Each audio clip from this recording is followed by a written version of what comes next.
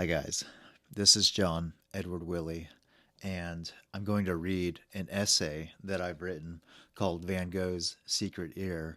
It's approximately 3,000 words, and it's a working draft, so it'll certainly change. But I'm hoping to get some feedback on this so that I can help it grow. Um, so this is Van Gogh's Secret Ear. The epigraph is "No theory is kind to us that cheats us of seeing." That is, no theory is kind to us that cheats us of seeing. That's by Henry James, 1901. Vincent van Gogh's ear is a small, stubborn fact that refuses to be either wholly an event or a simple symbol. It is a wound that has been narrated, mythologized, and moralized. Van Gogh's ear lives in our shared consciousness in many ways. It is also, if one reads the paintings and the letters with a certain discipline, a formal device. To call it a secret is not to invent a hidden notion or insist on a conspiratorial meaning, but to point to a structural locus within the work where form performs a double operation. That way, it discloses and withholds, announces and conceals. The phrase Van Gogh's secret ear names that locus, and by naming it, proposes a way of thinking about art. In that way might formalism be retrieved from metaphysical death. Formalism is simple in explanation, but complex in practice. Underpinning the aesthetic is the belief that the work itself, its form, is the site of its truth. Both Van Gogh's paintings and letters provide a singular demonstration of how exactly the materiality of the work might stage an ontological disclosure. The ear, as bandaged, as severed, as rumor, exists as a compact mark or a figure for the apparently paradoxical nature of that disclosure.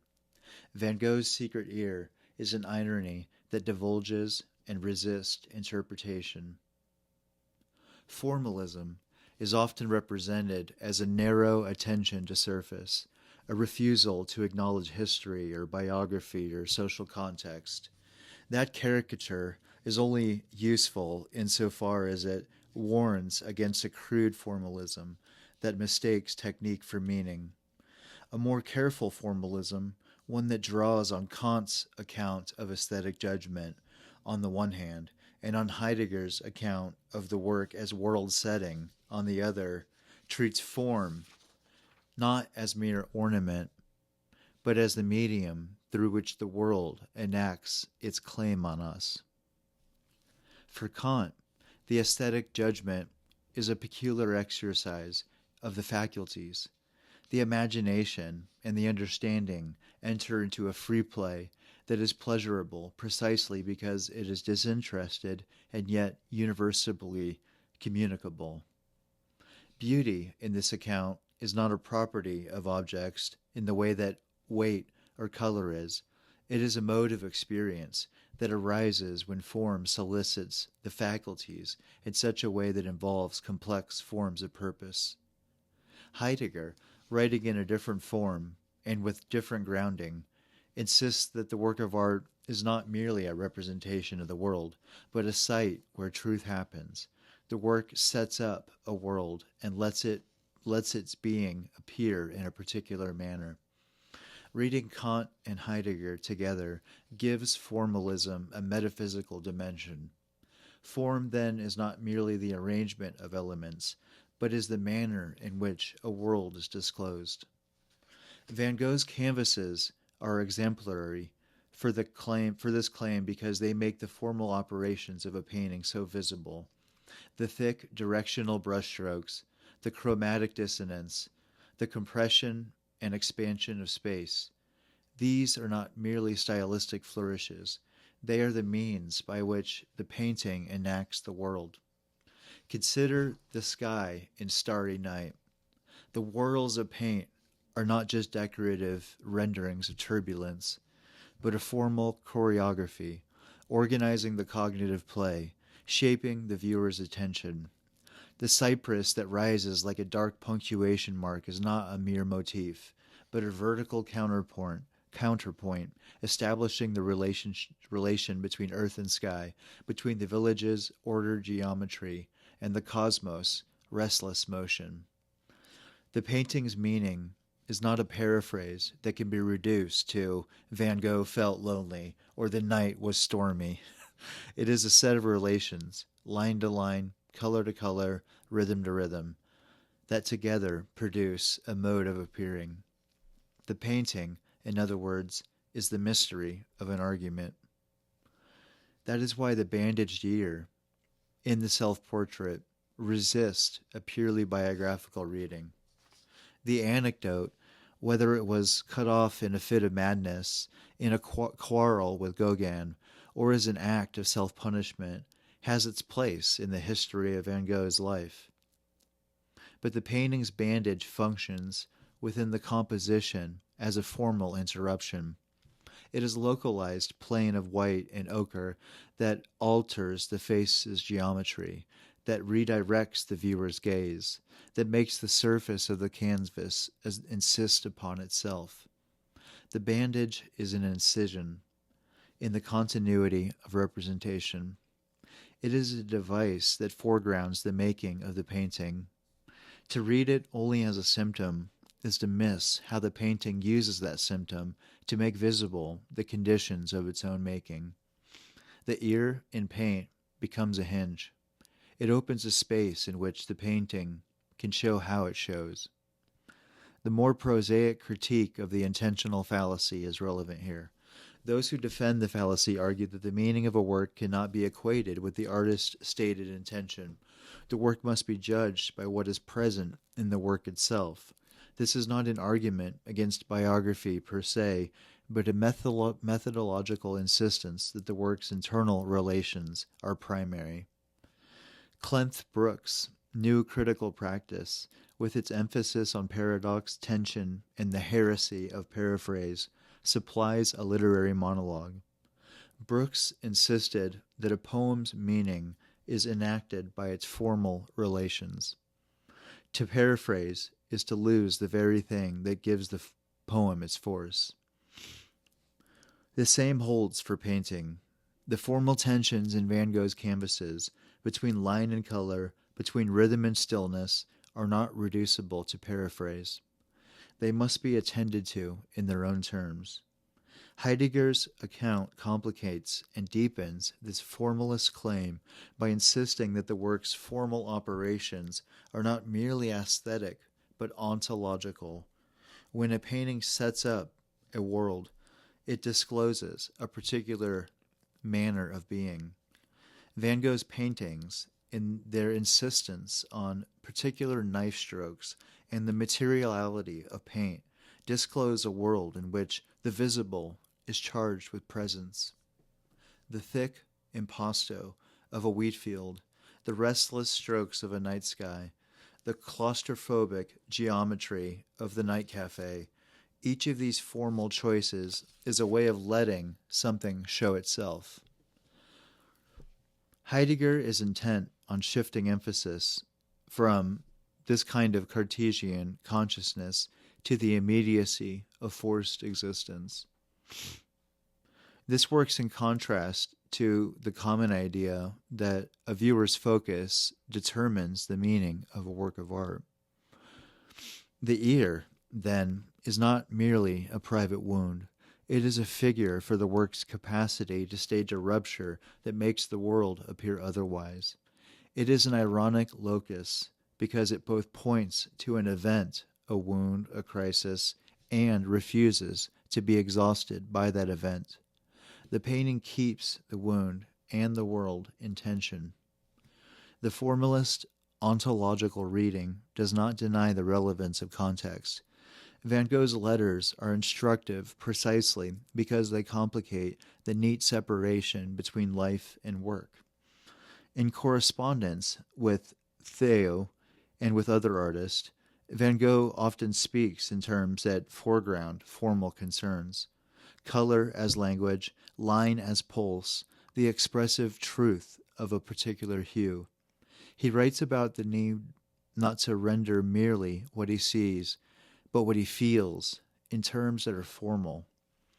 How a color should sing, how a stroke should carry rhythm. These remarks corroborate the claim that Van Gogh's practice was, in important respects, formalistic or formalist. He sought to make the painting itself the site of its meaning. The painting itself is the site of being. Yet his letters also reveal the entanglement of life and work, illness, poverty, the social isolation that shaped the conditions under which he painted. An attentive formalism must acknowledge that the work's autonomy is not absolute. It is a condition that emerges within the historical, biographical constraints. The classical humanist position, which tends to read art in terms of moral ideas or teleological ends, is inadequate for capturing what Van Gogh's paintings do. To insist that a painting's value lies primarily in its capacity to instruct or to embody universal virtue is to subordinate form to an external end. Van Gogh's canvases resist moralization because their force is not didactic, but performative. Each work enacts a mode of seeing. Postmodern critiques, for their part, rightly expose the contingency of meaning and the role of institutions, language, and power in shaping reception. Yet when postmodernity dissolves the work into context or treats irony as the final word, it risks losing the work's capacity to disclose. Formalism, properly understood, navigates between these extremes. It insists on the primacy of the work's internal economy while remaining attentive to the ways that history and repetition and the history and reception condition that economy.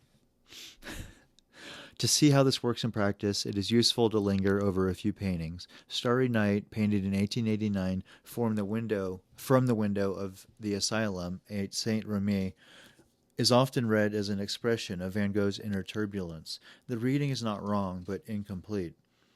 The painting's power lies in the way its formal elements, line, color, and rhythm, are orchestrated to produce a mode of appearing. The sky's spirals are not merely expressive gestures. They are formal devices that organize the viewer's perception. The cypress, which in many reproductions reads as a dark, almost violent stroke, as I've mentioned, functions as a vertical axis that mediates between the terrestrial and the celestial. The village's geometry, compressed and ordered, provides a counterpoint to the sky's motion. The painting's meaning is the relation among these elements, the tension between rest and motion, between the human scale and the cosmic. The work sets up a world in which the night is not merely a backdrop, but an active participant. Wheatfield and Cypresses, painted in the same year, offers a different demonstration of formalist disclosure. Here the horizon is low. The fields expand in a band of color, and the cypresses punctuate the plain with vertical insistence. The brushwork is directional and rhythmic. The colors are saturated and often juxtaposed in ways that reproduce optical vibration. The painting's subject, fields, skies, trees, cannot be paraphrased in a sentence, but such a paraphrase would miss the painting's compelling ontology. The work's truth is not a proposition about wheat fields. We discover the painting stages a relation between human scale and landscape, between the temporal rhythm of a harvest and a vertical, almost metaphysical presence among the cypresses. The painting discloses a world in which the ordinary is charged with significance by virtue of its formal arrangement. The Night Café is another instructive case. Van Gogh himself described it as a place where one could ruin themselves, where one could ruin oneself, and the painting's colors, acidic greens, lurid reds, and oppressive yellows, seem to confirm that moral reading. Yet the painting's formal structure is what produces its moral atmosphere. The perspective is skewed, the floorboards angled towards the viewer, and the figures are flattened into a schematic presence. The composition compresses space and intensifies color in a way that makes the room feel like a moral focus. The painting's indictment is not a moral sermon appended to the canvas, but is embedded in the formal relations that make the room feel claustrophobic and morally charged. The work's ethical resonance emerges from its formal economy. These close readings illustrate the methodological point that attending to form is not an evasion of content. It is a disciplined way of registering how content is enacted.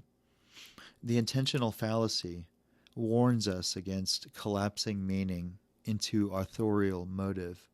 The affective fallacy warns us against reducing meaning to the viewer's emotional response.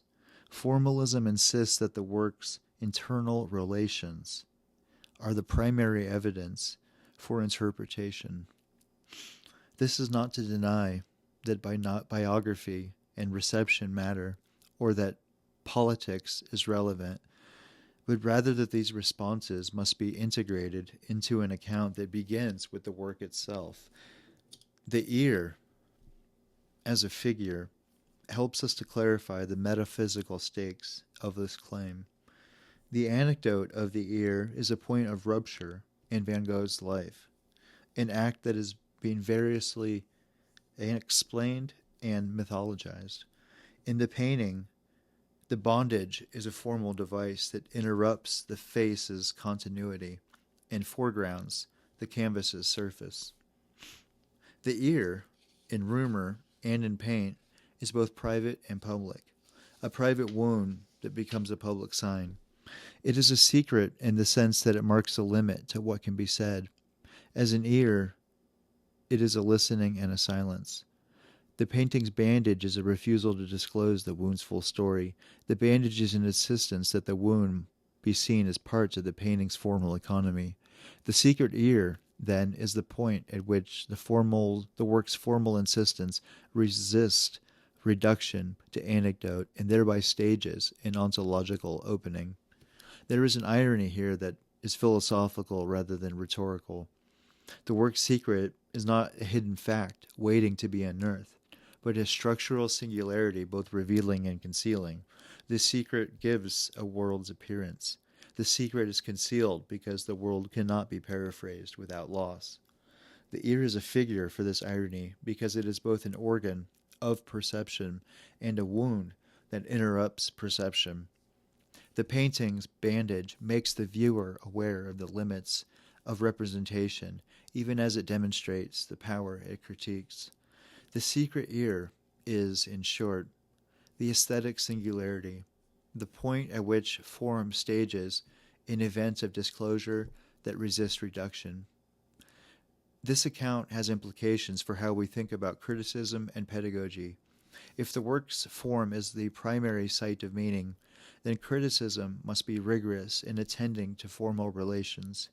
Close reading, whether of poems or of paintings, is not an antiquated method, but a necessary discipline. That discipline does not preclude attention to context, but requires it. A formalist criticism that ignores history and reception is blind. A contextual criticism that ignores form is deaf.